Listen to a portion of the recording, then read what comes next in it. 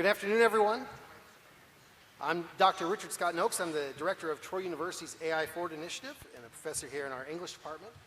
And I'm delighted to welcome you to this important conversation about AI in business communication.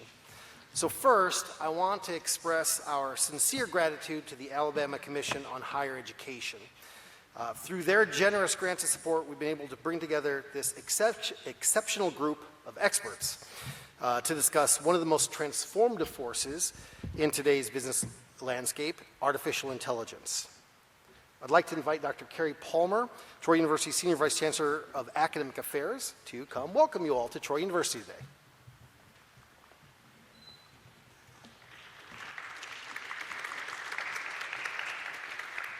Thank you, Dr. Noakes, and good afternoon to everyone who's here with us today, our distinguished panel, our guests, business leaders, educators, students, members of the community.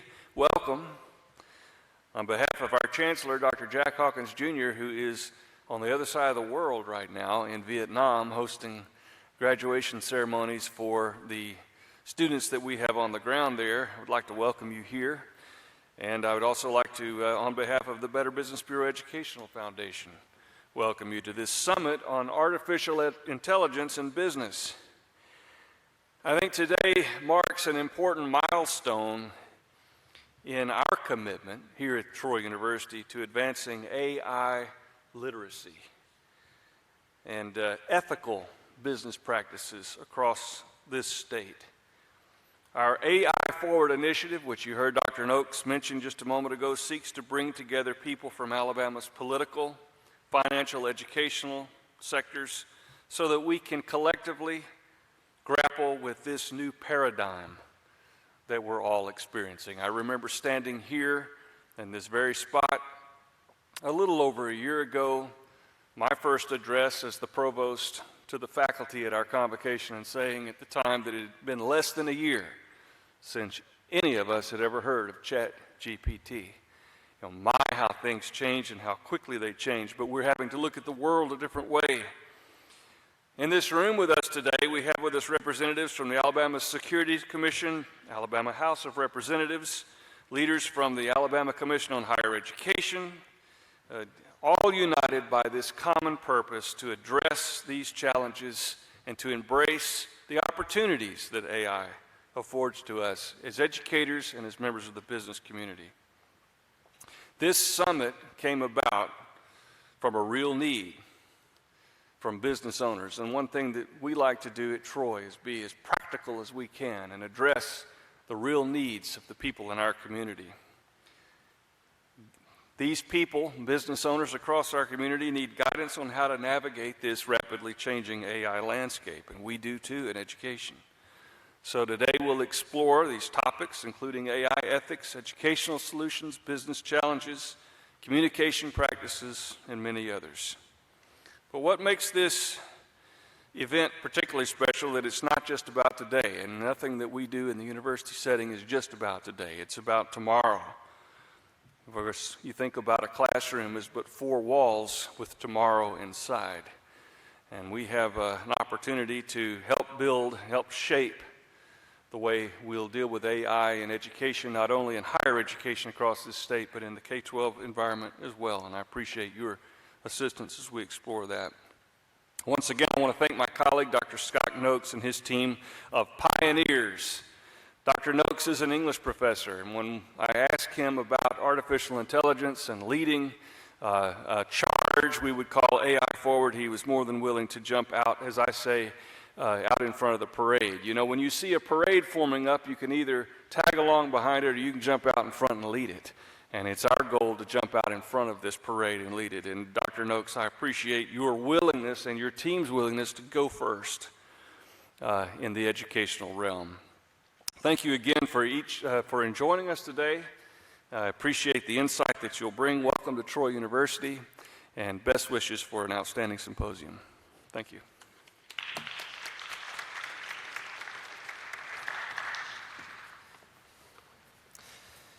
So we're particularly pleased to partner with the Better Business Bureau, serving Central and South Alabama for this symposium.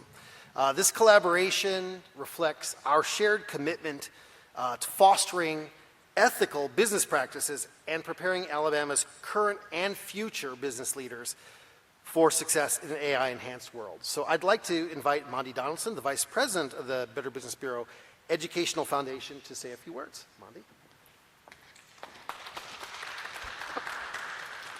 Thank you so much, and thank you so much for having me here today on behalf of the Better Business Bureau. As Scott said, my name is Mondi Donaldson. Our BBB reaches from just north of Birmingham to the beaches of the South. So we are thrilled to be one of the sponsors of this summit. We're grateful to the Alabama Commission on Higher Education, Troy University, and our speakers to be a part of this initiative to build a better business with AI in Alabama. I was saying earlier, this is very special for us to be here. We have had a 30-year commitment and partnership with Troy University. Dr. Hawkins was on our board of directors for 20 years. And I'm so sorry he couldn't be here today, but obviously he's doing great things on the other side of the world. But he has been on our board for over 20 years, so we are so grateful for the time and the commitment that he put into our mission. Last year, I had the privilege of working with Dr. Noakes on a grant for high school students called Laws of Life. And on that project, sponsored by the Alabama Humanities Alliance, we took the words trust, integrity, and honesty to high school students and asked them to write about those topics in a business environment. And we had to interview business leaders. His commitment to that project led us here today. And now I know why he is known in Troy as Professor Awesome. So I'm very appreciative to him, and I'm appreciative to Ella Baker, his student assistant, who's the behind-the-scenes person, who's been with us in every meeting we've ever had about this. So the grant, like I said, the grant was an essay contest. I told you about that. Okay. Today, we will learn from servant leaders. That's what I call everybody up here. Some are politicians, some are academians, but they are here because of you. The two speakers that are associated with the state, they know how important this is for the future, for you, and for Alabama. As AI fits into our everyday lives, gone are the days of yellow pages. Most of y'all probably don't even know what those are. And our go to Google to get the answer, those days are getting numbered. So what's ahead? And I think what we're seeing here at Troy today, to have this conversation where forward-thinking, research, and exploration have been an integral part of the course since its inception, it's only natural that we would have this summit here in Troy. I would also like to mention that the BBB is on the forefront with AI. We're changing our website, which will be rolling out in 2025, all with AI in mind to bring AI to the fingertips of our members and consumers who call on us all the time for guidance and hope in finding a trustworthy business that they can do work with. Thank you for the opportunity to be here today, and I can't wait to hear our distinguished panel. Thank you so much.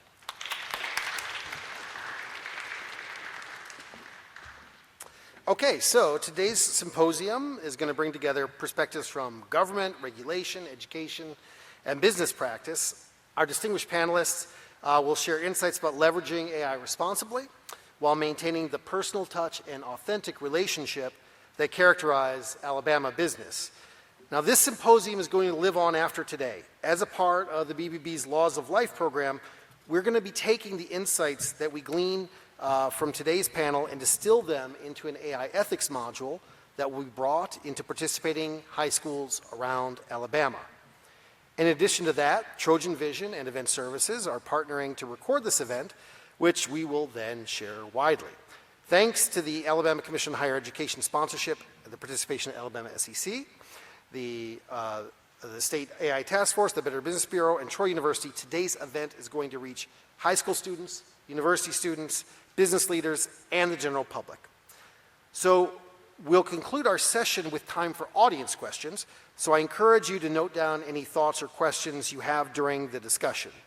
This is your opportunity to engage directly with our experts about the challenges and opportunities AI presents for Alabama businesses. So let me introduce our panelists today, not in the order they're sitting, but rather in the order they came to me in email. So Representative Mike Shaw, he serves District 47 in the Alabama House of Representatives and is a member of the governor's AI task force. With over 27 years in information technology, he currently serves as Chief Technology Officer at Mutual Savings Credit Union and holds, I cannot pronounce it, CISP, is that how it's pronounced? CISP certification. His unique blend of technology expertise and public service includes founding the Hoover Technology Roundtable and serving on various technology and advisory committees. Representative Shaw represents parts of Vestavia Hills, Hoover, Jefferson County, and serves on several House committees, including state government and financial service. Thank you for being here with us today. We also have with us today Amanda Sen. Amanda Sen is the director of the Alabama Securities Commission, where she has served since 2008. She leads investigations into securities fraud, advocates for investor protections, and promotes responsible capital formation in Alabama.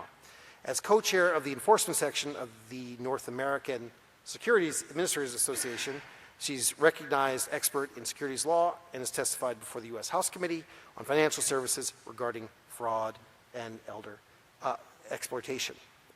On the far end there, Dr. Christine Newman is a specialist in business strategy and organizational change, focusing on the strategic integration of AI tools in business and education. She helps professionals, educators, and students leverage AI effectively to enhance creativity and productivity while maintaining human expertise. At Troy University's Sorrell College of Business, she teaches students to apply AI tools in practical business context and works to bridge connections between Alabama's business and educational communities.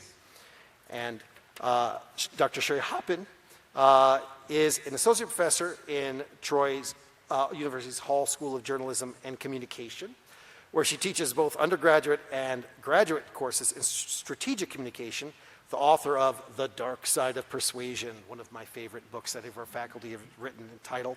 She brings experience as both a journalist and academic to her research on communication, persuasion, and influence. Her expertise spans from practical journalism to the philosophy of communication, with current focus on communication in healthcare context, and she also serves on Troy University's AI task force. So will you please join me in welcoming our panelists today.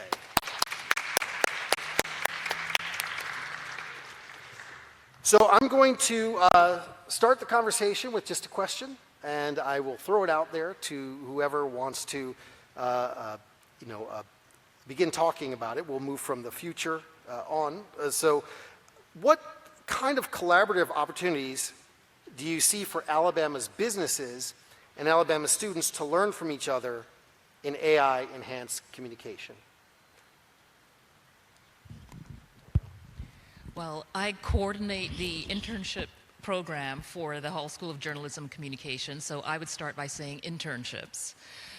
I think this is a great opportunity for our students to learn hands-on, to learn new software, new programs, to get guidance in their areas of interest about what's happening, how is AI being used professionally, so that they are ready. Because here at Troy, we like our students to be ready when they get out into the professional world, and that's a clear point of partnership and collaboration that I see between businesses and us at the university, is with internships where professionals are helping our students learn how is AI being used currently in the professional world. Yes, that's very good, and I know that you're doing great things with your students. So I would add too, there's a lot of opportunity for businesses, because the generation, millennials, alpha, that's coming up into school, they have such creative ideas. So if you have this collaborative working together, the students can learn from businesses, but then also businesses, if there's that flow of information, there are a lot of really good ideas that these students could bring to the organizations, just ideas that they have for using generative AI in new and unique ways. And I would just say, technologies, especially in any kind of technology role, you have to learn a new career every 5 years or so, and there's always something new. When my life, the internet itself was a big deal. I'd actually started in IT before the internet was there. Virtualization, the mobile phones, and AI is kind of I would put it on par with the internet itself as far as how radically it's going to change things. If you look at any time these new technologies have come out, there's a lot of opportunity. When the internet came out, a lot of people, businesses didn't understand what it was, what it could do, and a lot of time it was the younger folks, a lot of times right out of college, that could answer those questions. So, business, no matter, even if they're in a cutting edge business, there's a lot of confusion over new technologies, and they don't know what it is, and they don't know what it is. So you're in a unique position to learn and be able to help them understand it. So if you can get educated as much as possible in what it is, what it can do. I mean, the great thing is it's all free. You can go all out on it and build stuff with it and learn about how it works. And so I think there'll be a lot of opportunity for young people out of college to help these businesses understand, because it's really on par with the internet itself as far as what kind of impact it's going to have. Yeah, and I'll just add two things. One, job opportunities. I mean, our university's providing the curriculum to allow students to be able to perform these functions in our local businesses and state.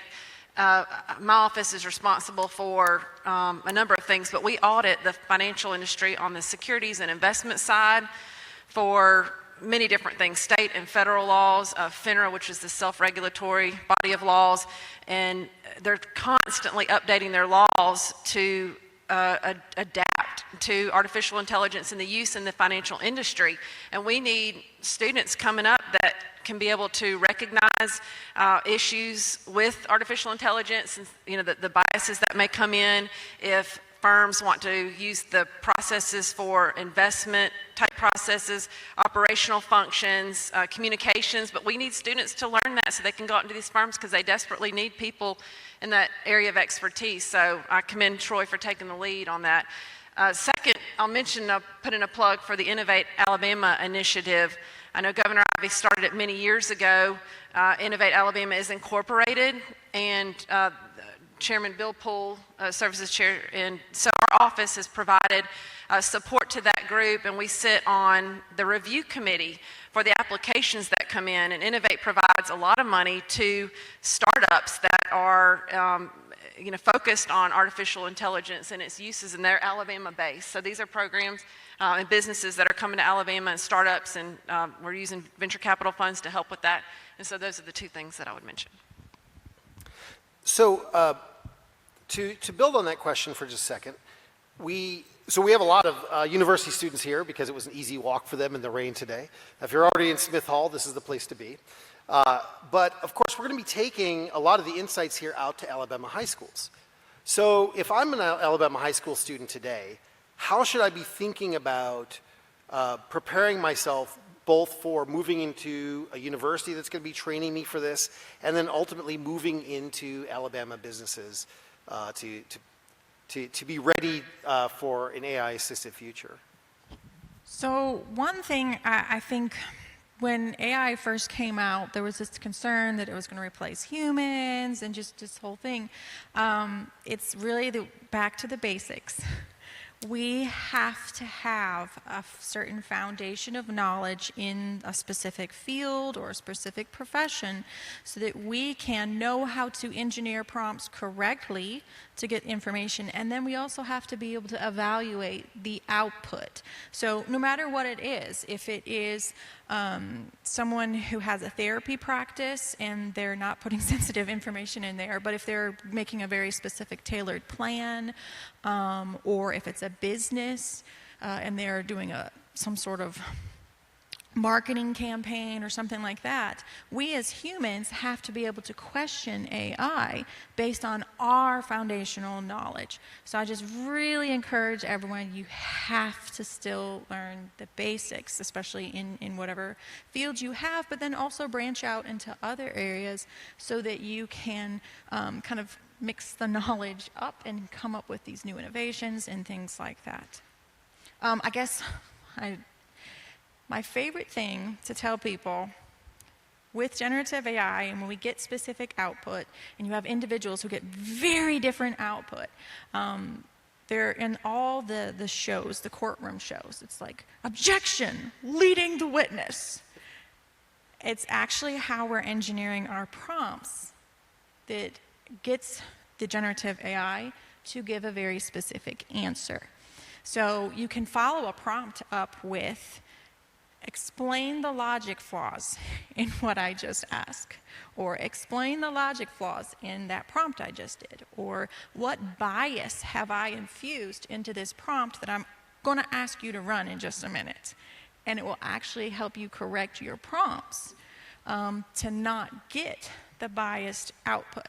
Because no matter who you are, you can get AI, if you give it questions back and back and back and back, you can get it to say something absolutely horrific because you can confuse the AI basically with the logic of the prompts that you're using. So we have to have that foundational knowledge, and then we have to have the knowledge to be able to question what we're putting in for the prompts. So yeah, for advice for high schoolers and college students, and even us as academics, professionals, we have to have that foundational knowledge. Like it's not replaceable, human knowledge.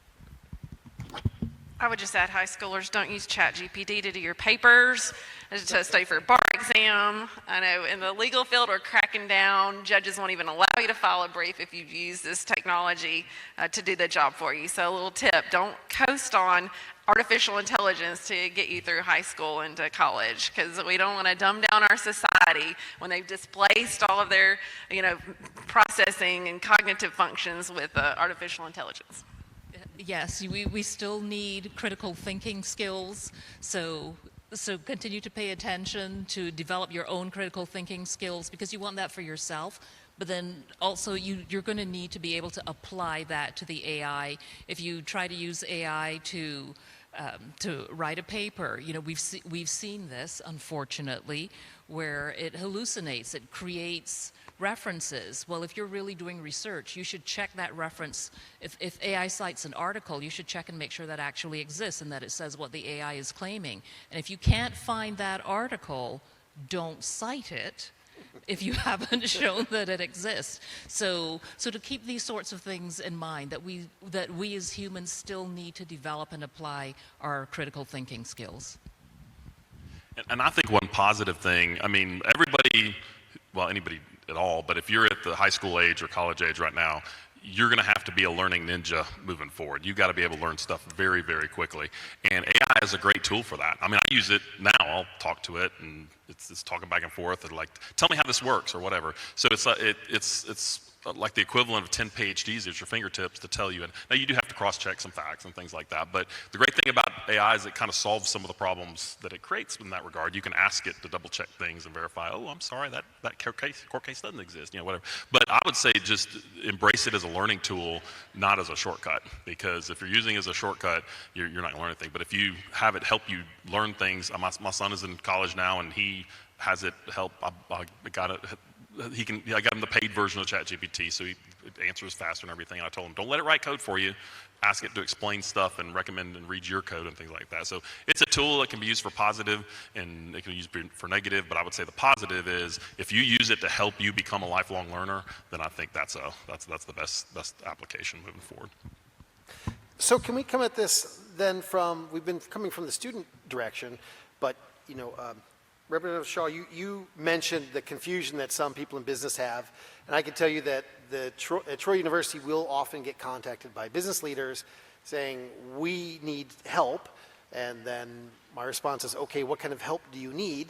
And they don't know what to ask for. They know they need something, but they don't know what exactly it is they need they're often looking for students to help them with something.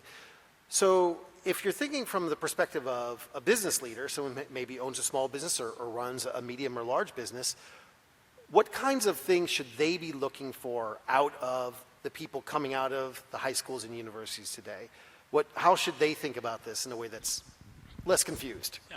Well, what I always tell any student, particularly somebody interested in IT or technology, is you've got to be a good communicator. You got to read, you got to write, you got to be able to present things. I used to say you got to read good and write good, but then I thought people might think I actually talk that way. But no, you got to read well and write well, because no matter how good you are at technology, there are a lot of businesses out there that live in a world of smoke and mirrors. They've got these old systems, they've got a lot of stuff changing very quickly, they're doing software development, or they've got a lot of old data, and they don't understand what's going on. And it's always amazing after so many years is how many businesses and governments operate with very little insight into what the data and what the facts are out there. So, but if you can get in a boardroom or you can get in any kind of meeting room and explain, here's what your problems are, and here's what I see and how to fix them.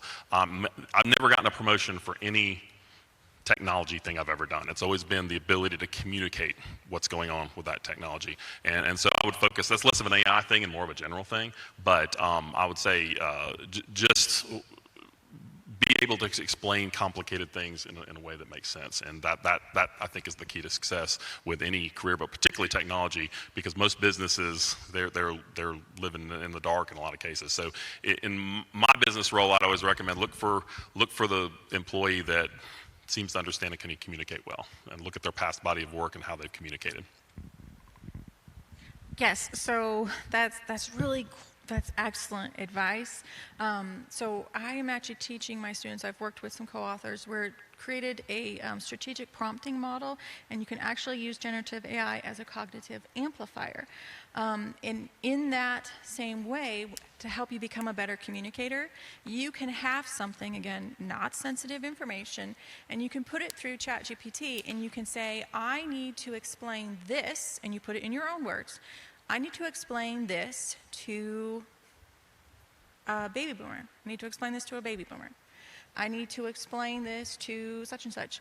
I had a student they said, I haven't gone through accommodations or whatever, but I'm on the spectrum and I'm having some trouble with the instructions. And I was like, I know what to do. I'll get back with you in 10 minutes. And I took the assignment instructions, and I first oriented GPT because it has access to the knowledge of the whole human whatever, and I said, what is autism? What does someone on the spectrum need in instructions? And then I took the exact assignment instructions and I said, I need these assignment instructions for a student on the spectrum. And it instantly gives that customization. So that's where that critical thinking comes in. You need a student or someone that can think in very dynamic ways. Okay, here's this new technology, but how can I use it in unique ways for that instant customization?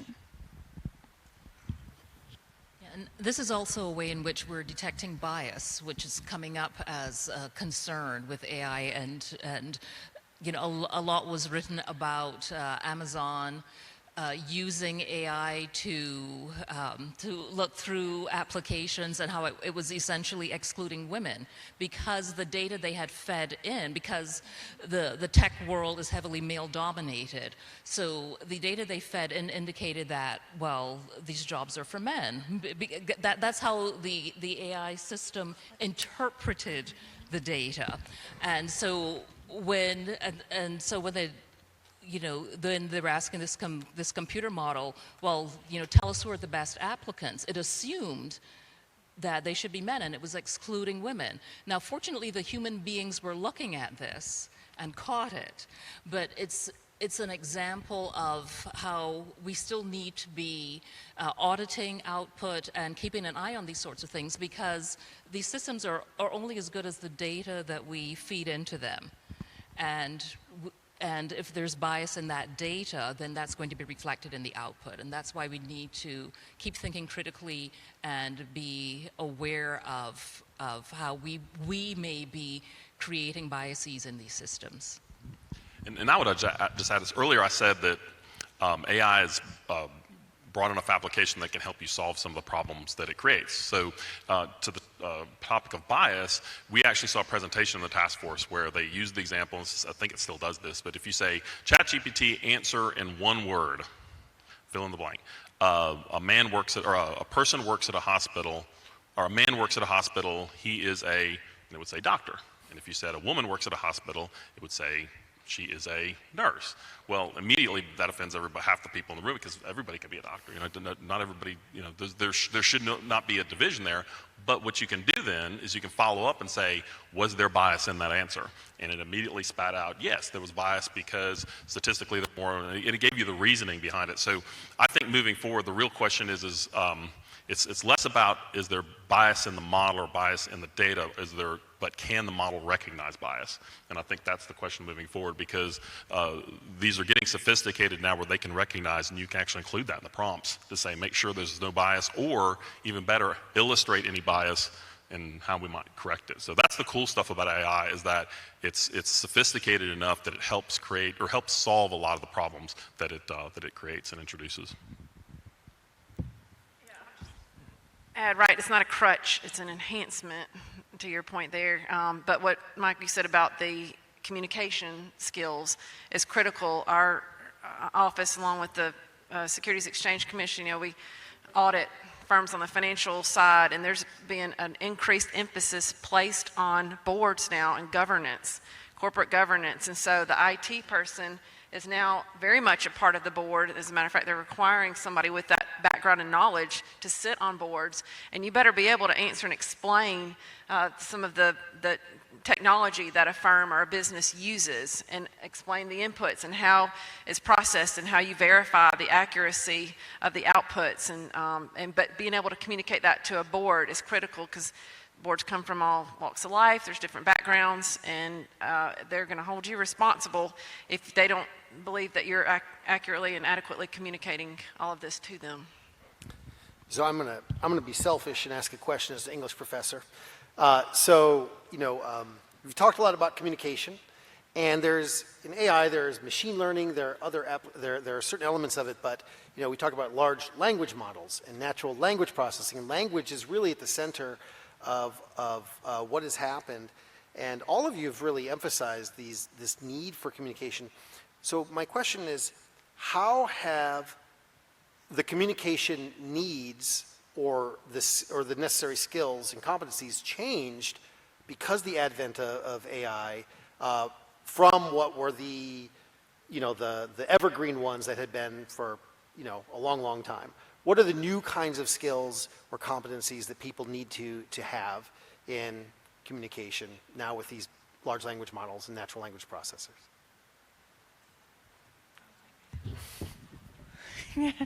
Well, yes, prompt writing you mentioned, but what I have observed, so this is an observation, now it is very much about the conceptual. So you need a conceptual understanding of what needs to be communicated and who it's going to be communicated to. Because we have, I sometimes explain generative AI as like an assistive technology.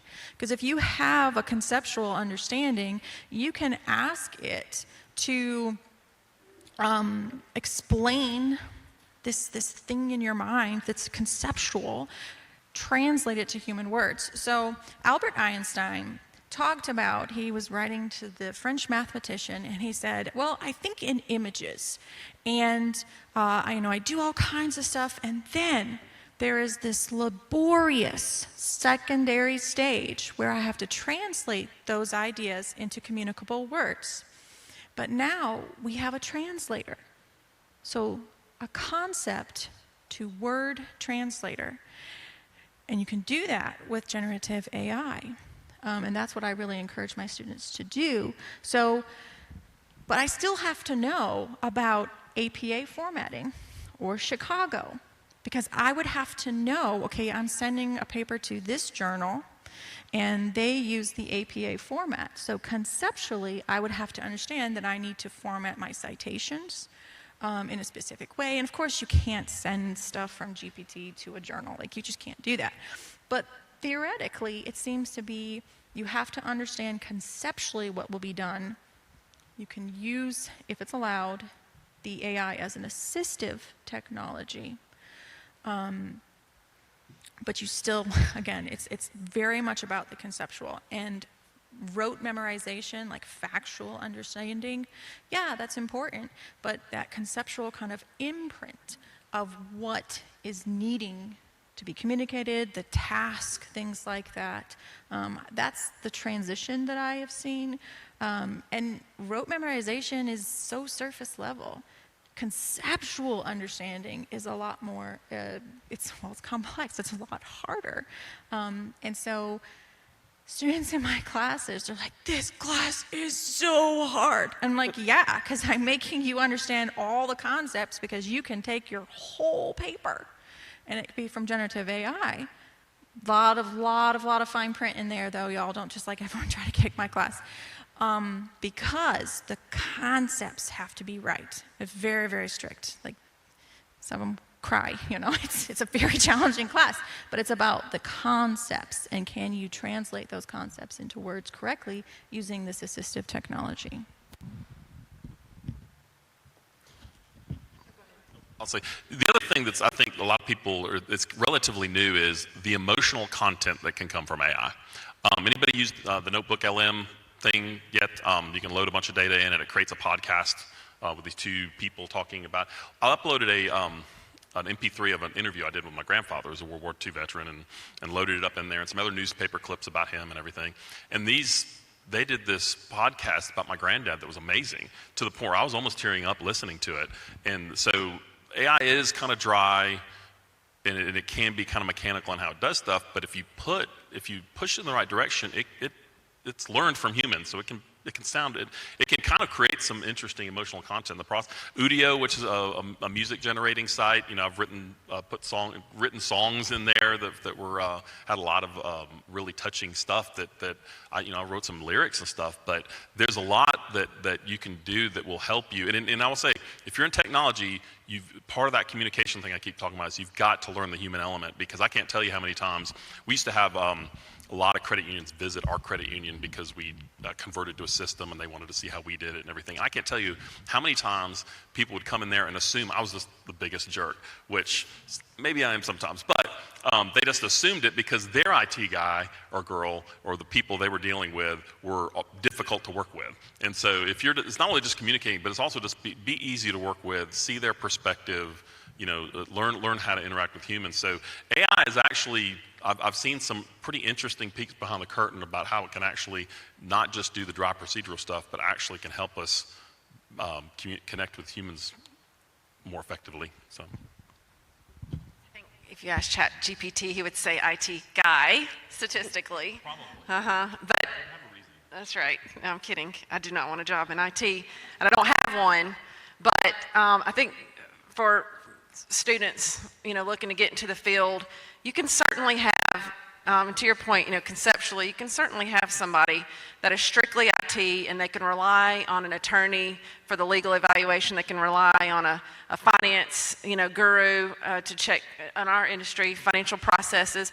You can rely on accountants for different things. But if you can, have a legal background in IT and be able to go into a business, a firm that's, has regulatory requirements, and all of them do, especially in the financial arena, and look at it and say, there's risk management here. We have to ensure that investment processes are still complying with, in the example of an investment advisor that uses a robo-advisor, they still have to comply with the Advisors Act. So if you had a legal and IT background and could comprehend the law and apply it to this technology, you're far more marketable than just IT alone. If you have a background in finance and IT, and can go in and study the portfolio management that may be assisted by AI. Some of the hedge fund and option models now are integrating AI in a very beneficial way. But if you can dual up there for those in those fields, man, be golden. I think some things are evergreen. Critical thinking skills are evergreen. Being able to understand the audience, especially if you're in the business of persuasion and influence, you need to know your audience, because the audience is who decides whether or not your persuasive attempt was successful, was effective. So knowing your audience, these sorts of things are evergreen. A lot of this, though, is still developing. For example, you mentioned the robo-advisors and so on, and we're still in relatively early days. And we're seeing, for example, earlier this year, there was a story about, it was a civil tribunal in Canada that ruled in favor. Air Canada, this guy was, he was taking a flight. He chatted with the, with the chat bot about whether he could get, whether he could be reimbursed retroactively for a condolence fare. His grandmother had died. He was taking the flight for that, and he wanted to know, could he pay the actual fare now, but then later, when the condolence fare was calculated, could he get that instead? And the chatbot said yes. And it turns out that answer was incorrect. Now, here's the thing. This chatbot was supposed to do exactly the sort of thing you would want an AI tool to do. Reschedule people, you know, my flight has been canceled, what's another flight I can get on? It can quickly go into the scheduling data, find it, tell you. You don't want to tie up a human agent with those sorts of things. That's the sort of thing that this chatbot was supposed to be doing. But then it gave him this incorrect answer, and when he filed for the reimbursement, the airline not only said, no, you can't do it, but also claimed that they weren't responsible for what the chatbot said, that the chatbot was a separate entity. Well, the legal ruling was something different. And so I think some businesses are still learning, and all of us, and as a student of communication technologies, I know that the technology is always ahead of the law, always. This was the case with radio, television, the internet, and it's going to be the case with AI. So some things are still being worked out, and that's just the sort of thing that happens in the early days of a new technology. Well, let me use that as a transition to talking, you know, we've gotten obliquely into things like talked about bias in AI and maybe some of the legal liabilities as well as the opportunities that are opened up. My question is, what are things about the ethics and the legal issues that are just arising now about artificial intelligence that you think Alabama businesses and Alabama students need to start thinking about today?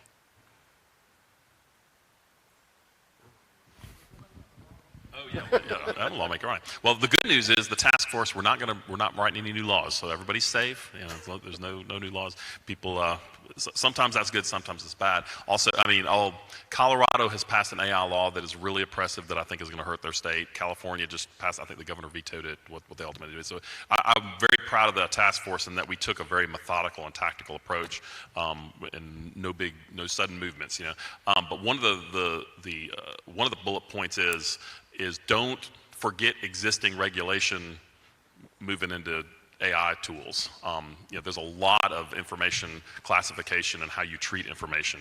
You know, non-public personal identifiable information and Medicare and your driver's license databases and things like that. Don't forget that stuff is covered under existing classification regulations, and don't accidentally do that just because it's a chatbot and it's cool, or somebody turned on Copilot or something. So I know that's one thing they're working a lot with. But also I think in procurement and things, so a lot of things need to be defined because I think there's an assumption in the industry that training is not actually compromise. You know, if you train on data, you're not actually compromising the data, which is, I don't believe that's true, or at least we don't know enough to be able to say that now.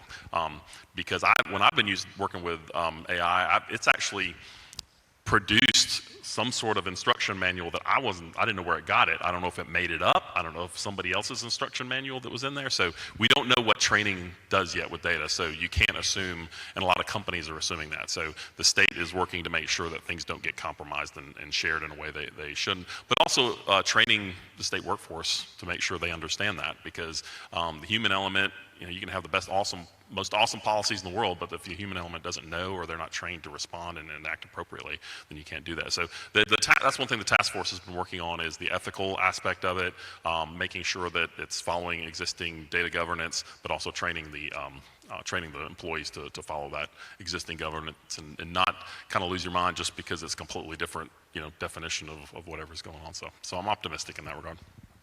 Yeah, we're going to rely on ChatGPT to come up with legislation for us. I'm kidding. Put some inputs. We'll see what it does. Yeah. So is it ethical uses? I know we've focused again on the financial industry. And of course, students in colleges and in the legal field, law schools are confronted with ethical uses of AI when generating papers and court hearings, motion hearings, and pleadings, but we occasionally will just for fun throw in as a direct examination on a witness, and just to see what ChatGPT would come up with. But on the industry side, so we want to be sure that, especially for the client interaction, and if they are using some sort of robo-advisor or displacing operational functions, risk assessment, preparing for audits, or using AI to pull information from the internet to provide to regulators, that there is somebody there ensuring compliance with existing laws, and ensuring that that data is still accurate. I mean, AI has streamlined many of the functions for firms, and we're excited about that in the financial industry, but we've seen instances where the firms may not have paid attention. Maybe they're using a third-party vendor, and that vendor doesn't have the appropriate cybersecurity procedures, and there's risk with data breaches and disclosure, inadvertent or otherwise, of personal information that they're required to maintain and use in these systems as well. But just moving forward with new technology with caution.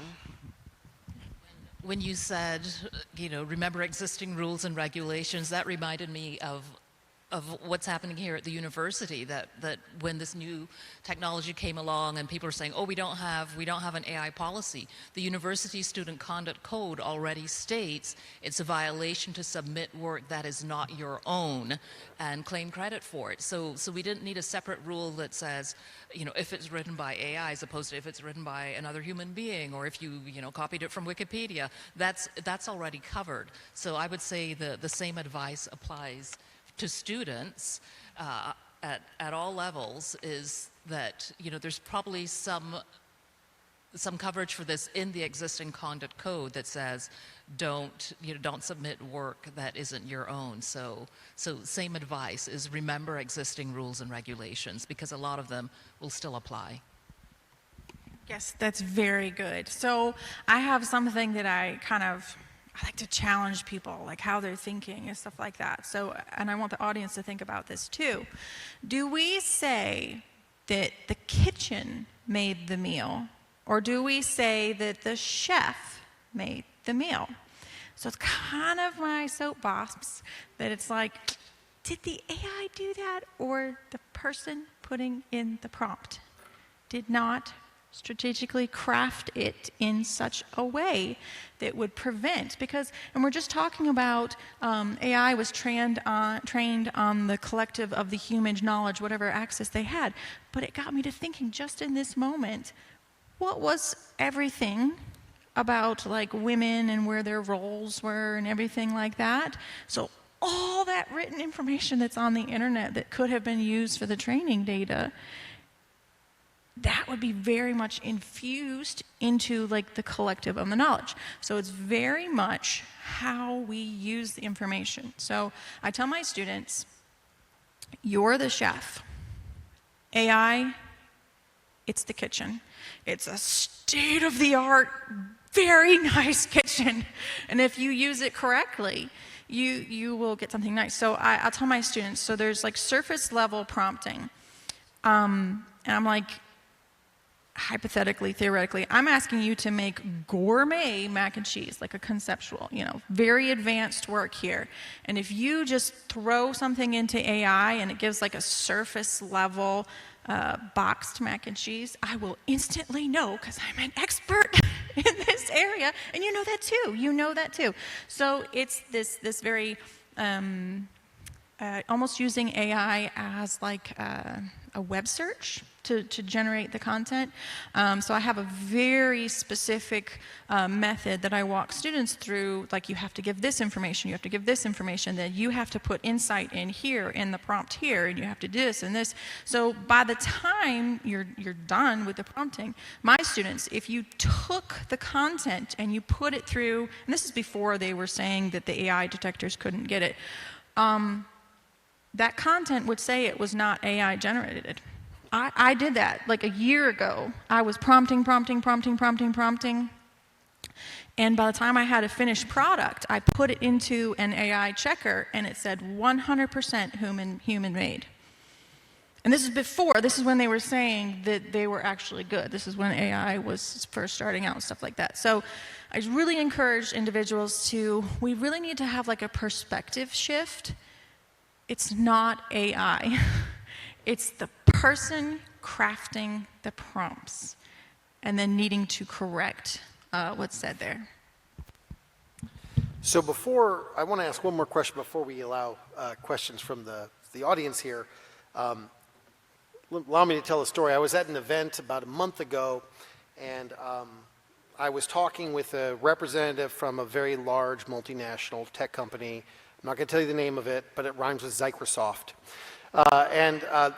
This person, we were having lunch together, and she's in charge of one element of this, east of the Mississippi for this company.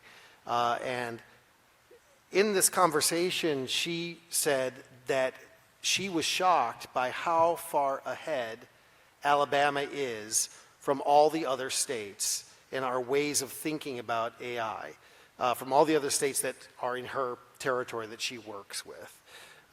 And I've heard many times similar comments about Troy University, where we are now, as well. So I wanted to ask this as an opportunity for us to boast about our state and to boast about our institution here. What excites you about what business leaders and students are already doing now, or what is just on the cusp of them here in the state of Alabama or at Troy University? Can I go first this time? Yes, okay, I'm excited to announce something in our office. So our office is just launching the Financial Innovation Division. We're pumped about that. We've worked with the investment industry for many years with the advent and evolution of AI, and we have witnessed a younger group of investors that have come into the fold because of AI and some of the investment models that are now being used. For example, I know Robinhood is probably one that y'all have heard of, but it's been able to attract a younger generation of investors and students and get them excited about saving and investing, and I think that's exciting for the state. You know, we want everybody to prosper, and financial wealth is a big part of that. And so some of these kids now have an interest in careers in the investment and securities industry or in tech. We see a lot of the startup applications that come in from young folks, and we're able to help them match equity with partners in the community as well. So these are concepts that some students, before AI-assisted investing came out, they just, it's like for my granddad to do, but not me. So I'm excited about the innovation, Innovate Alabama, and then our office is launching the financial innovation for the state.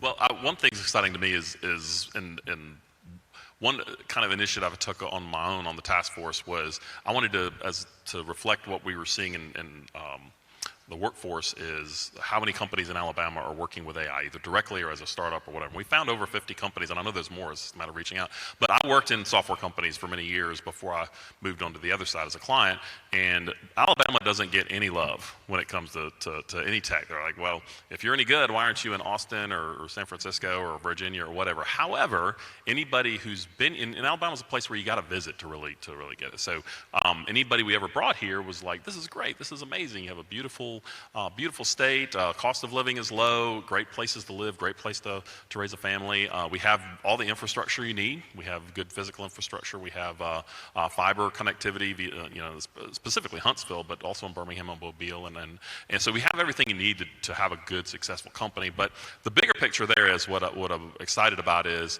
as I've gotten to know these companies, all the cool stuff they're doing. To the topic of bias, there's a company in Birmingham that is making sure that clinical trials are adequately reflecting the population. So all different races and backgrounds and male, female, all that stuff. They're using AI to make sure that the drugs we test are being tested on a correct population. That's not, there's no bias in that. There's people looking for security analysis of images, for looking for weapons. There's people looking at trash routes to make sure trash, and I worked in municipal government for a while. That's actually a big deal. It might not be a big deal to y'all yet, but it will be, to make sure that trash routes are effectively handled.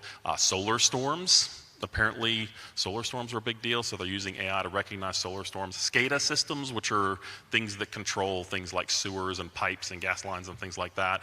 There's all these SCADA systems out there, and they're using AI to analyze that and look for problems before they occur. So I really like the fact that these entities, these companies are telling positive stories, and that Alabama is part of that. One thing I learned in local government in particular is whenever there's a question mark, people tend to fill it with the worst case scenario. And I learned that in planning and zoning, which I won't go into. But if there's any question mark, they will use that to say, well, that's where human trafficking is going to be, or that's where they're going to put some terrible development or whatever. So so telling the story, I had some AI bills last session, and I pulled them because some of the bills that were coming out they're not bad bills, but they were about AI generated porn or election integrity stuff, or everything was about what could go wrong with AI, and that's not a bad way of thinking, because we do need to be thinking that way, but also we need to be telling the positive story and what amazing things can happen with AI. So what I've really enjoyed is seeing these companies in Alabama that are doing these amazing things with AI and telling that positive story about AI, how it can make our lives better, and the fact that they're doing it in our state. And so in fact, I'm going to talk with Daniel tomorrow, because I'm going to see him in Montgomery, who's the chair of the task force. I want to make sure we're going to have some way to promote those companies and talk about these are the awesome things that are happening in Alabama with AI, and the positive stories that people are telling through the work that they're doing. And I'm excited thinking about how transformative this is going to be, and that certainly at Troy we are telling the positive stories, because AI is a tool, and it's like a knife. Is it good or bad? Well, it depends on how it's being used. Okay, it can be used to do good, it can be used to do evil. It's a tool, and and things are going to happen on both sides. There's going to be job disruption. Some jobs are going to be lost. Some jobs are also going to be created. It's like what happened with the internet. Okay, yes, there were some jobs that went away, but now you can work in search engine optimization, which was not a thing before the internet. And the same sort of thing is going to happen with AI. Yes, there's going to be some job disruption. Some things are going to be lost, but new things are going to be created. And that's the nature of it. I'm excited seeing what we're doing here at Troy. We're using AI in our classes. We're getting our students to use it, to become more comfortable with it, and to see it as a tool that they can use to enhance their skills and their competencies. Yes, exactly. And it goes back to also what I'm really excited is we have Southern hospitality. That's a conceptual thing that we have. So we already have that conceptual knowledge, which is needed for the prompting. So if we already have that in Alabama, we already have that, we can use this tool and infuse it with our Southern hospitality. So that's what I'm excited about. Okay, great. So you've gotten to hear my boring questions. However, you may have questions here from the audience. So if anyone has questions, Ella, here, would you stand up? Thank you. Hello? Oh, it works. Hi, I'm Ryan Hardiman. Can you stand up, Ryan? Yeah, that way I'll know how many people are still wanting to come and give questions. Thank you. Hi, I'm Ryan Hardiman. I am an English major here at Troy. I'm also a senior, so because of that, I wanted to ask, given our new plunge into AI, specifically in terms of education, what can we as seniors who have been kind of told for the last couple of years, AI bad, don't use. How can we re-educate ourselves in preparation for AI being put into all of these new workplaces and into higher education itself? I just got this question. I was on a town hall right before this panel, AARP, and we prosecute a lot of fraud in my office, and a lot of it's AI-related fraud. And a lady asked the question, is it all fraud? And I said, no. There are so many beneficial uses of AI. And I know the educators in here, and Representative Shaw has been on a task force. But, if you think in your gut, like, this is not a proper use. I'm not using this information. I'm generating it based on an app or some kind of software. Don't do it. Let your conscience be your guide when it comes to AI, but it's not all bad. I definitely know Troy's not teaching that. Occasionally I will scream that it is all bad when it's used in fraud, to perpetrate fraud. But change your mindset. That's not the case, and that's the point of this panel, to let you know that it is not, certainly. Yeah, it's kind of like what I said a minute ago, how people feel in the worst case scenario with that, AI is immediately and it can be used for bad things. But if I were 22, 23 again, and had a tool like that, I'm amazed at what you can build with it, what you can do with this. We at our work, we had a monitoring system that is going to go end of life here in a couple months, and I said, well, just for the heck, we'll try it. In about an hour and a half, I built in Python. And I'm not a huge coder, I'm okay at it, but I built a monitoring system that let me put systems into monitor, how it would monitor, email alert, and all that stuff. I built it. Now, are we going to use it for production use? Probably not, but I just want to see if we could. But there's so many things you can do with it. And so, yeah, AI is bad if you're cheating. Cheating is always bad, no matter what you're using. But if you're using AI to build something cool or to solve a problem, I mean, I've used it already. So, like, at a financial institution, you can't just upload member data or customer data if you're a bank to an unknown system and say, it's safe. You know, you have to treat it like your own, or even more protected like your own. So I never upload data, but what I do is use it to generate Python code that will analyze the data, and then I actually use Claude and ChatGPT back and forth to analyze each other's data to make sure it's not inadvertently leaking it. I can read it and know that it's not, but I just want to add that step in there to make sure, because again, using AI to solve some of the problems. So I would just say use it to build cool stuff, use it to learn, go back to that ninja learning status before, just start using it. It's so cool. There's so many things you can do with it. Any idea you have. I used this example before. We did ChatGPT with my son and daughter and a couple of their friends. We made a Pokemon trivia game. That was like Family Feud, and there's just so many fun things and cool things you can do with it. Use it to build cool stuff. Go out there and solve a problem. Go and figure something out that's amazing. I mean, nowhere, and that's what I tell my kids, no other time in your life, you know how much I would love to just have like a month or two even to just sit and do nothing but learn, to just read, to just, and some places have sabbaticals and things like that, but y'all are at an amazing time in your life when you can just learn stuff. That's what you're supposed to do. You use it to learn and do something amazing with it, and somebody will catch on. So I will add to that too, very good information. So you said English major, correct? Okay, so you have a solid conceptual understanding, right, of all the mechanics. So you have factual knowledge, conceptual knowledge, procedural knowledge of how stuff should be written. So what it'll be is that you'll just be using those concepts, but you can, depending on the organization you work with or whatever, you can augment that. So you use that knowledge to write your prompts, or to tell people how to communicate, because we still need experts in every single field who will be able to do specific jobs, be able to craft prompts, or say specifically how to communicate something, because we're not all like, exceptional communicators like we think we are, but we all have areas to learn. So really it is, you need to lean on that conceptual knowledge that you have, and then just start playing with AI. Like, I have a preference for ChatGPT, but there are a lot of other good models out there. So lean on what you learn conceptually, and then start playing with AI to see what you can do with those concepts that you learned. So you can hear a theme, which is everyone's telling you, be a lifelong learner. And I think that's really what it comes down to. When I was in graduate school, I didn't know that I was going to have a website for every one of my courses as a teacher, but here we are. And I remember in grad school, the internet was just coming along. The earth was cooling. It was a while ago. But there was this one professor who didn't want to use the internet. And he didn't even want to type things onto a computer. He would write things out by hand, and then we would have to transcribe his work. Don't be that guy. Okay, learn the new technology, play with ChatGPT or with Copilot or whatever you get access to, Claude, Gemini.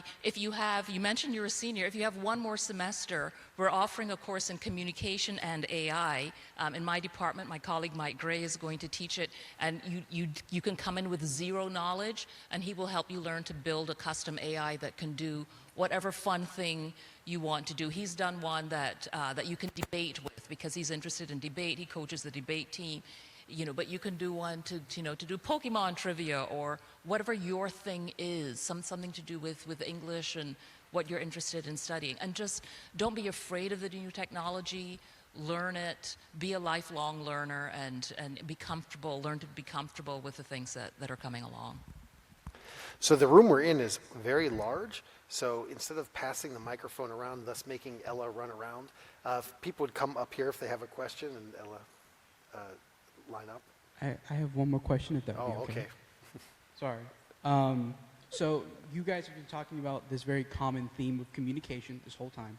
And that's something that Dr. Noakes has reflected to us. I'm in one of his classes. He kind of gave us that ethics code at the beginning of the semester.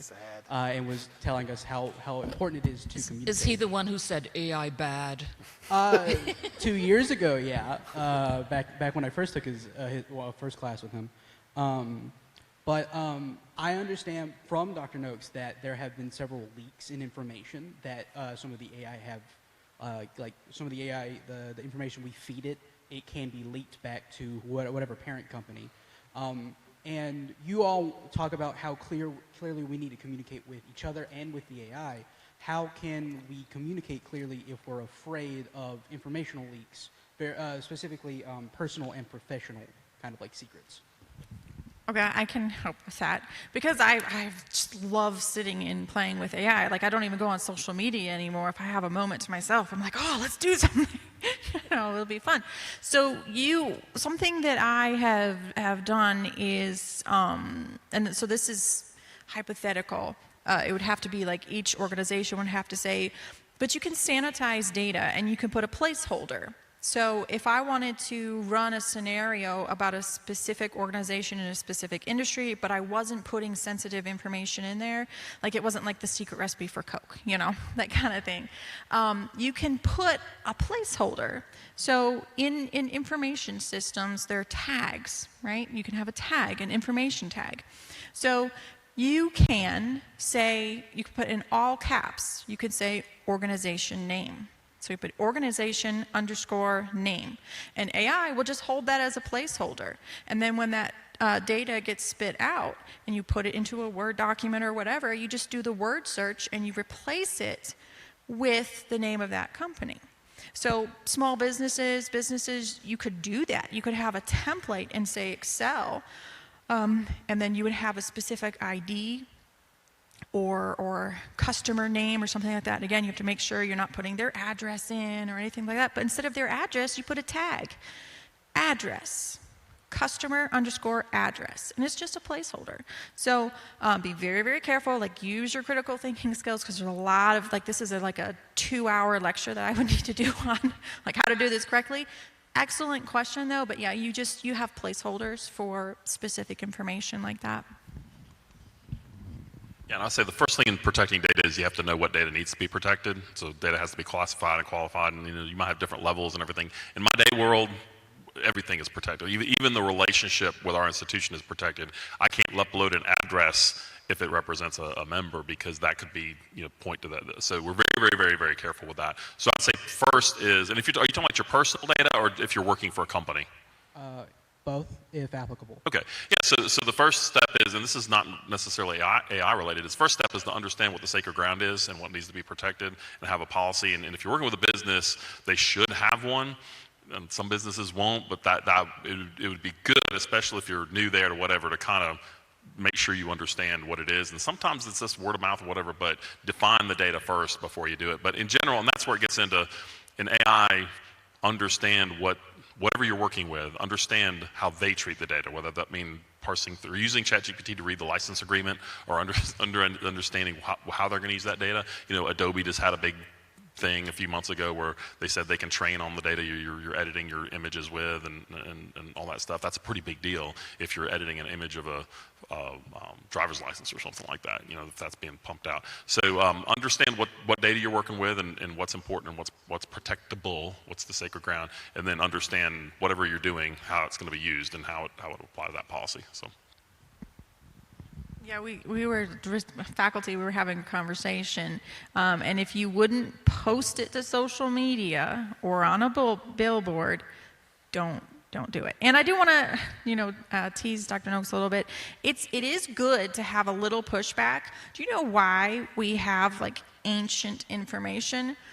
there were individuals who went to using like the papyrus or whatever it was. Well, guess what? That disintegrated.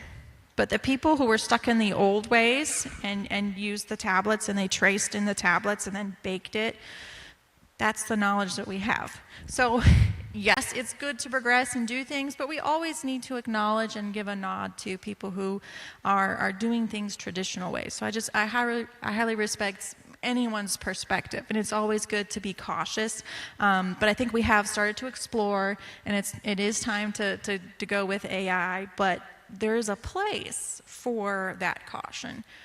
So we don't want to just throw that out the door. Traditionalist. I'm with you. Look, I've never had social media.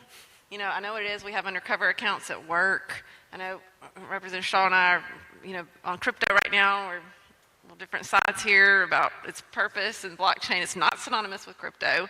But I am a little bit old school. I served as cybersecurity chair for our North American organization, though, for 3 years, and I was forced into that role many years ago when cyber first became a thing. You know, cybersecurity policies do apply to AI, and so that's where your guidance is. The rules still apply to the technology. It's all still there. It's a framework, and it's very relevant and applicable to this technology.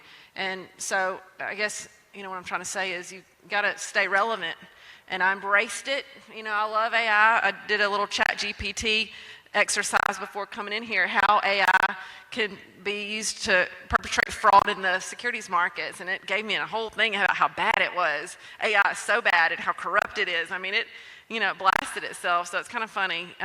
But it certainly has its uses, but, you know, carefully and enjoy it, embrace it. You got to stay relevant, though, these days in the workforce, so learn it. Any other questions? Thank you very much. Any other questions?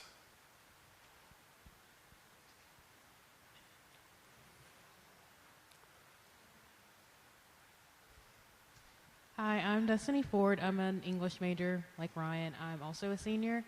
I was kind of wondering, Representative Shaw mentioned like being in IT before like the internet. So I was kind of wondering what that transition was like and how we can apply that moving forward into the workplace. In ancient times, before the internet. I mean, a lot of the fundamental, it gets to change and how you personally manage change. And without going into my whole Zen thoughts on this, there's really two types of thinking on IT. One is the operational mode, which is doing the same things over and over repetitively with accuracy. That's not a bad way of thinking. If you're in a financial institution, if you take your paycheck in, which you may never have an actual check, but if back in the old, when you take paper in, or when you're getting your payment into the system, you don't want them to do something innovative with your paycheck. You want them to deposit it into your account the same way it always has, and have the money there so you can start spending it. So operational is a good way of thinking.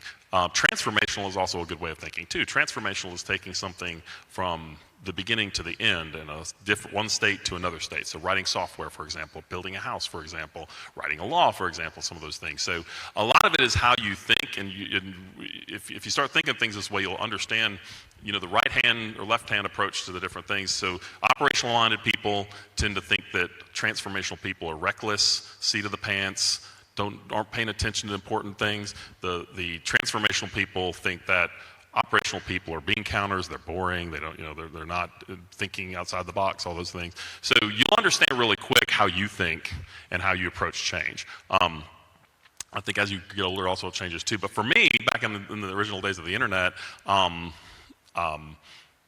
was a lot of opportunity. You know, I remember getting my first firewall and thinking this is the coolest thing ever because we're being attacked all the time and you're actually doing something to prevent the attacks and you'd see the things coming in. So it's all about, it goes back to what we said before. It's about learning and seeing everything as an opportunity to learn. Even when things are boring and repetitive, there's something to learn from that. You know, if you really like excellence and precision if that's kind of your mindset, then you're always thinking of ways to improve processes and how they can work better. A lot of Elon Musk in that. But then you can also look at the transformational thing. So I worked in software companies, which were very transformational the first half of my career, and then I've worked in an operational environment. But it's all how you manage change, how you personally think about things, and how just resilience and being willing to learn and seeing the opportunities of things coming out and jumping right on it. If you're in a company that's going to change with AI, I watched there's a special on Disney Plus about ILM, which is the Star Wars, the people who did, I know a lot of people in this room, it always amazes me how many young folks haven't watched Star Wars, but they went from model building special effects to digital special effects in like 3 years. And so you had people that were, for decades, had built this stuff with their hands and these models and airbrushing and doing all that stuff, and all of a sudden they're having to go into this digital world, and the ones that did well were the ones that carried those same principles forwards, because the principles are timeless. I mean, whatever technology you're using, the principles are timeless. So that'd be a good thing to watch, and watch how they manage the change. It's on Disney Plus. It's the ILM show. But I think it's just a lot of your personal way you handle change and your willingness to learn, and your exciting how excited you are to learn things different, because you're gonna end up doing it a lot. So. Also be aware that norms and expectations are going to change, so we remember the early days of the internet, and at first people were concerned about privacy. Oh, well, we're losing privacy, all this information is out there, and now everyone just accepts it. Yes, there's been a loss of privacy, but people are more comfortable with it. In the early days, a website would be hacked and it was like, oh, horror, it would be a news story. A website has been hacked. Today, when you hear that something's been hacked, it must be a day ending in Y. This is just what happens. So the expectations change. And that's going to be part of what happens with AI, that norms and expectations are going to change as we become more comfortable with what's happening with the new technology. And I'll just add real quick, learn, again, this is all about learning. Learn to recognize what's timeless, what's humanity, and what's people versus what's changing. So, for example, one of my first internet job was a home banking company. We provided a product to small banks where people could log in and view their balances and do all that stuff. And you'd be amazed, banking on the internet, that's not secure. Who would do that? Who would whatever? So, but we built this awesome setup where if you were a small town bank, and you wanted to compete with the big banks, we could have you up and running with a website and home banking in about 3 or 4 days. And other companies were months out because of the way they built it. But we built this really cool system. So it was amazing how these banks that said, again, very operational, very repetitive, very operational mindset, all of a sudden said, the bank across the street has home banking. How quick can you get us set up? So you'll learn this. This comes with time. What's timeless, and what do you think just people are just trying to resist change? You'll learn how those things work if you observe it. And like I said, have a learner's mindset when you look at these things. Thank you. Hi, I'm Sayla Sanders. I'm a freshman here at Troy, and I was wondering if you've seen more profits when using AI in an official position than just using a human doing advertising or anything like that. Because earlier you mentioned a company using AI to shift through resumes, and it ended up completely sidelining an entire gender, and that was a huge detriment to that company because they could have had efficient personnel, but they didn't. So have you noticed any more success than the other hand? So I have just a comment with that. Very good question. We would kind of have to do a little bit of like a caveat. It would be how the business was using AI. Were they using it correctly or not? So for a business to do well and for us to see that they're doing better, it would be, are they correctly using generative AI? Because just anyone using generative AI, they would not get the same results. So it would really depend on whether or not they're using it correctly. So I would, just as someone in business, I would say AI, if it's used correctly, it can make an organization more efficient, more effective. And when we see an organization that's more efficient, more effective, they generally earn higher profits and things like that. It'll just be, can they leverage their current human knowledge paired with, I call it like collaborative intelligence, We use AI, what AI can do.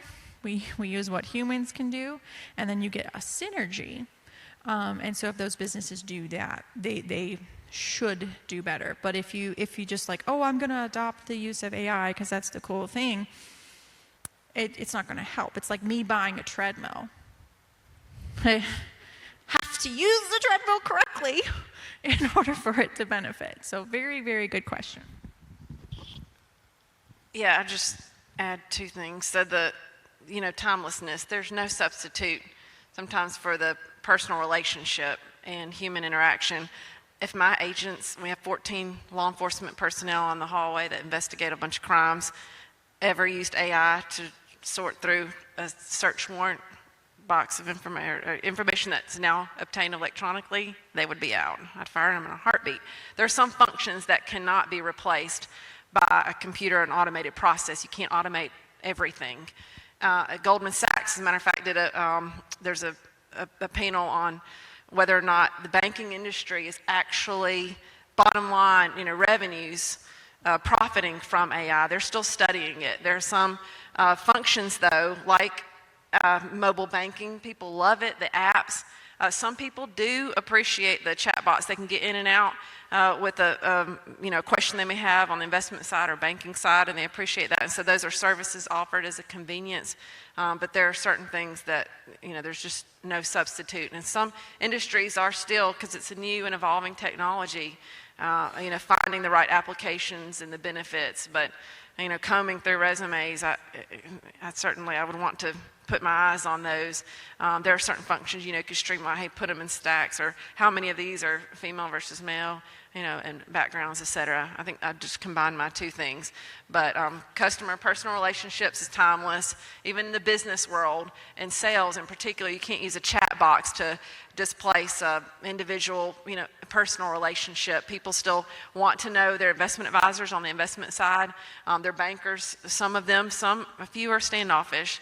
I think they need to go into a bank, though, and develop some personal relationships from time to time. And then on, just like for us, robo-advisors can provide amazing services and capture a group of people that wouldn't have otherwise been involved investing or excited about it, and so that's added to firms' bottom line. But as they grow their wealth and want to capture the estate planning in general, that personal relationship, a computer can't have inputs about their emotional connections to certain things, family planning issues that come up. So there'll always be a place for people in the workforce. Yeah. I agree that businesses are going to have to find this balance between personalization and automation. And when you mentioned that, I thought I'll mention two things that happened to me, personal interactions. Not with Alabama businesses, these are international businesses. One was I needed to return something and wanted some information about that. I sent an email, and it was a few hours before I got a reply. But then I got a reply, it answered my questions, it sent me the label to send the thing back.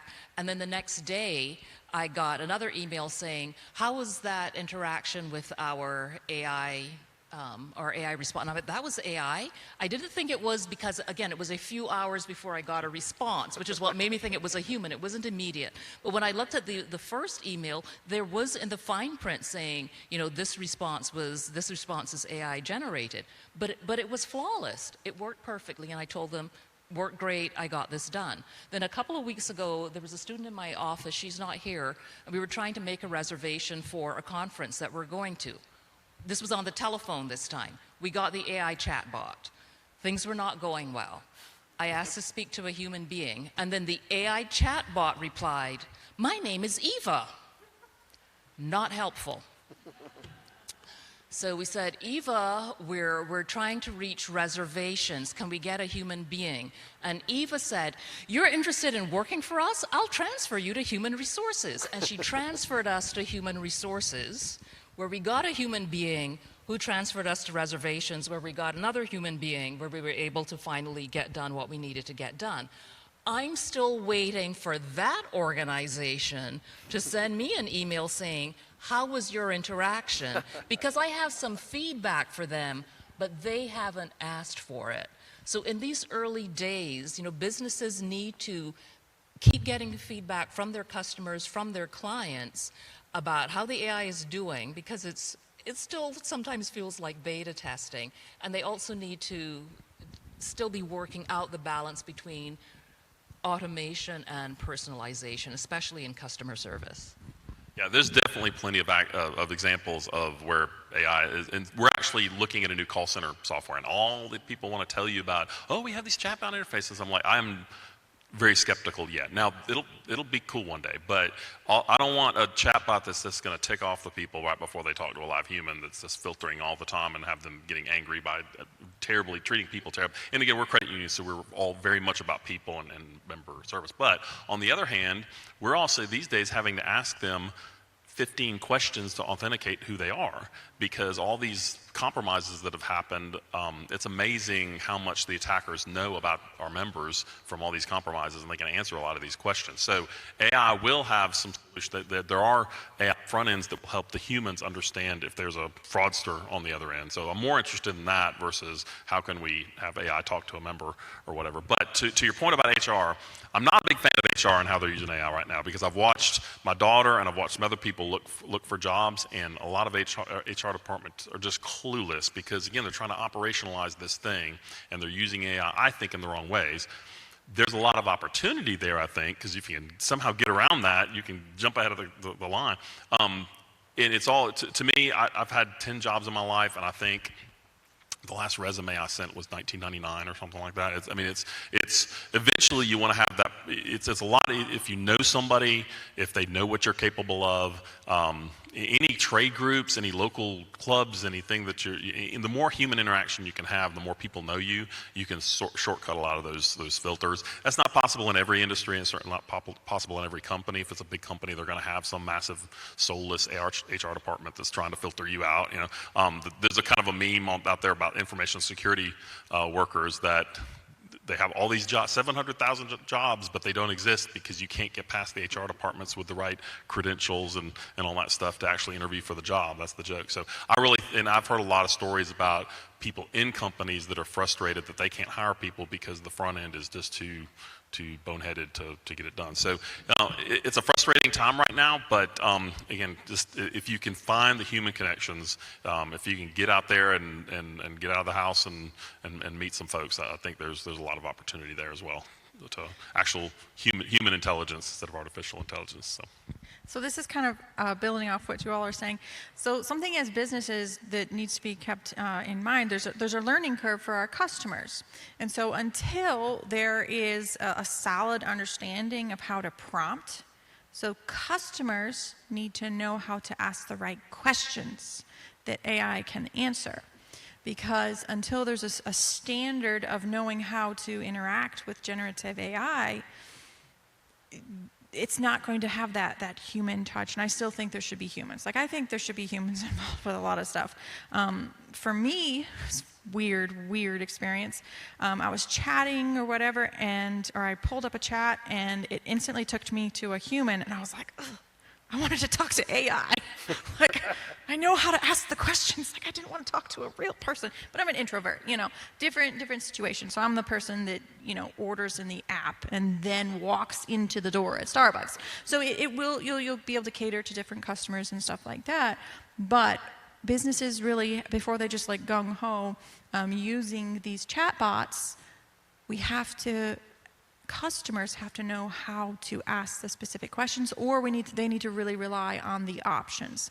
So some of the chat box, it's like, can I help you with this? And it's like a decision tree, and it will give you information. So I would advise caution with any type of AI customer service stuff right now, just like you're saying, because there's a customer learning curve, and then there's the organization. They need like some serious focus groups, like different generations asking questions, how they would ask questions and stuff like that. So it's a time of transition. So it's very interesting. We don't want to get behind the curve, but we have to keep that in mind too. It's not just the business, it's how the customers will be interacting with those chatbots. Very good question. Thank you for answering me.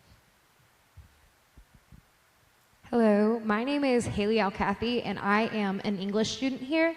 I have two questions that are pretty related, but I was wondering, how do you recommend that we maintain our writing voice when writing, and as someone who's going to be a future educator? Thank you. As someone who's going to be an educator, how do I instill that in my students? Because I know I was a high schooler once, and you don't really think about the ramifications of like plagiarism and what does it mean to have a voice. How do I instill that in my students with AI being still pretty uncharted for them? And then, my other question, silly. My other question is probably more directed for Dr. Hoppin with journalism. How do we establish and enforce ethical boundaries for news writing? I'm interested in teaching journalism to high schoolers. So how is that something that I can find and then enforce for my students?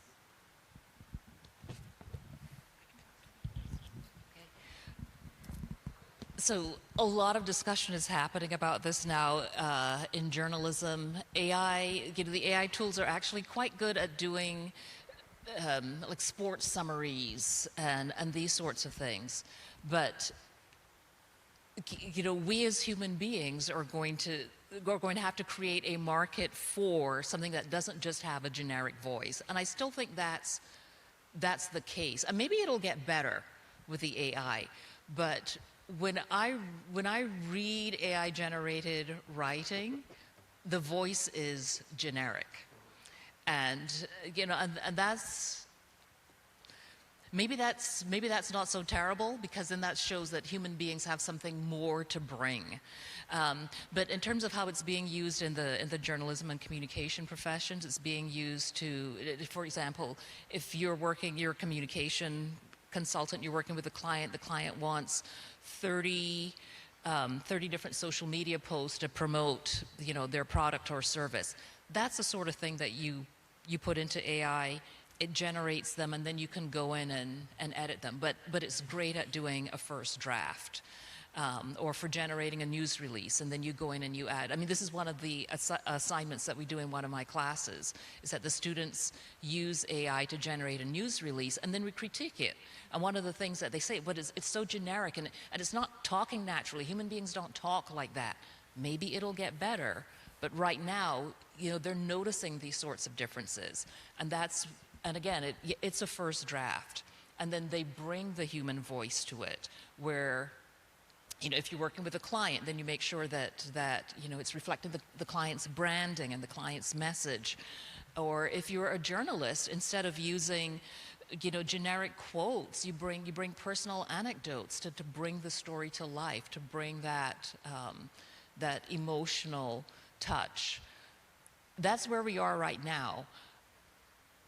There may come a day when it's much harder to tell. But right now, there's still that.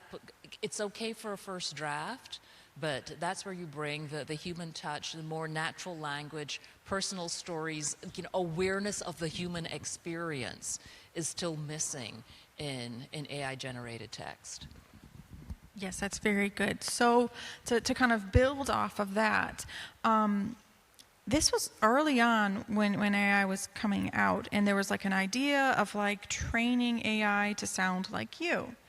And I was like, this is interesting. And I, tried to do it a little bit. I was like, I don't know. And then Dr. Roger Morrison in the College of Business, he did this like tokenization thing. And he did this complex process that's beyond me, but he pulled out key elements from his writing. He created a token, and it was like all the words were smushed together. And then he could use that token to have AI sound like him. And I was like, that's complicated. So, because we were having this back and forth dialogue, and I was like, you know what? I'm going to do something different. I'm going to take half of my dissertation. Who cares? I'm not going to publish it anyways. So I'll take half of my dissertation. It was completely written by me. And I am going to throw it into ChatGPT. And I'm going to say, extract hashtags for my style and tone and everything like that. And lo and behold, if I ask it to generate content and then I throw those hashtags in that kind of personified my writing, it sounds like me. I have done that. Well, so I have like student announcements for my classes and stuff like that. I took a bunch of announcements that I had written in the past, and I actually asked it to analyze my writing, and I asked it to analyze what kind of professor am I? You know? It was interesting. It was fascinating.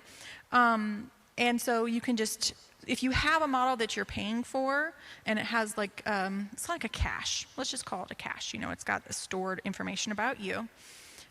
You can have it generate content, but then you can say, could you please make it sound like me? And it will. I have gotten announcements that very much sound like me.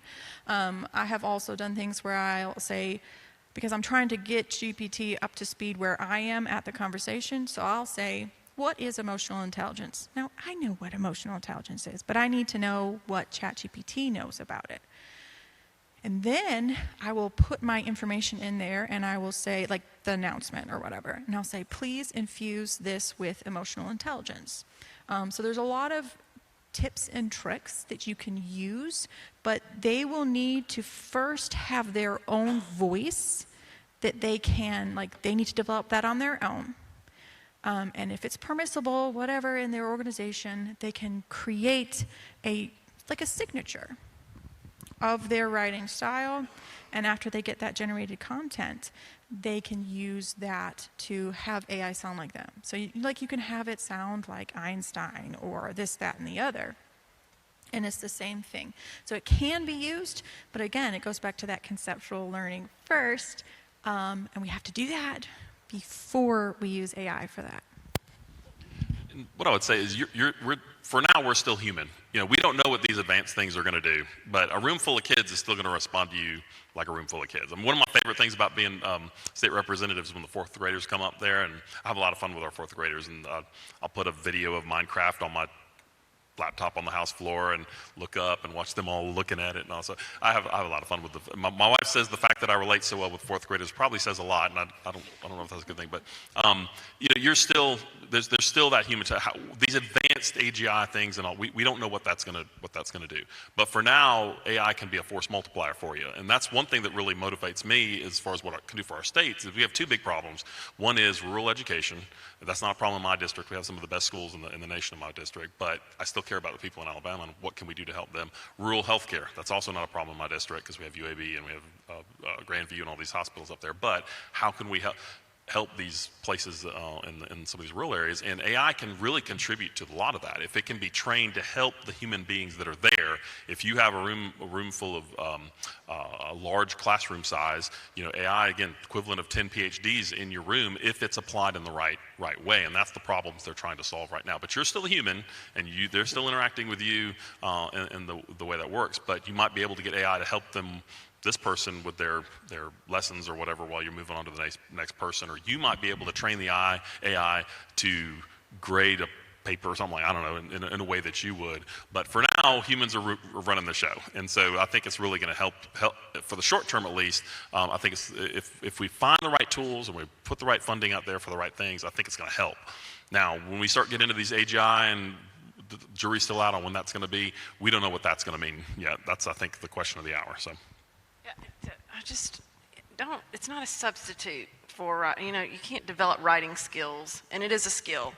I'm in desperate need of a lawyer that knows how to write, and I can't find one in the area. Right now I'm down in Montgomery because they just can't, and, you know, they shouldn't rely exclusively on ChatGPT to write whatever it is they need. I mean, there's, you know, if you get to that level where you have a skill, the writing skill developed, you can use it to enhance it, and it can help you develop writing skills. I think, you know, putting, you know, syntax and, you know, seeing how sentences are constructed and generate ideas, but writing is still a skill. 20 years ago, I was interning almost 20 with the AG. Attorney General sat down with me as I wrote an opinion for him, and he redlined it and said, the whole thing was like bleeding, but it helped me. That was my first real lesson in legal writing, and it is a skill, and I've tested ChatGPT and journalism. Emotion, you just can't, you know, you got to inject it. Of course, the hashtag idea, that's kind of neat. I'd be curious to test mine out, but in advocacy, because there is that, you know, tone involved in legal writing. So don't use it as a complete substitute, though. There's one meme going around right now, which is the ask ChatGPT to draw a picture of you based on what it thinks about you and what you do on a daily basis, and it's pretty funny what it comes up with. Also, the other one is ask ChatGPT, what do you know about me that I might not know about myself, and some other things. So, like I said, you start to see ways that can improve our humanity peeking through here and there. Again, the Notebook LM thing is a big one. It has all sorts of little research tools and all that stuff. The podcast is by far the most interesting, I think. But I just want to make sure to definitely check out Notebook LM and do that trick where you have it draw a picture based on what it knows about you. If you have a long ChatGPT history. Thank you. Okay, well, we want to be respectful of our panel's time because they've been very generous with us, and I know we have a hard out coming up. So I'd like to thank our panel, the Alabama Commission on Higher Education, and the Better Business Bureau for partnering with us. Let's all give them a big round of applause and thank you. Thank you all very much, and you have a good afternoon.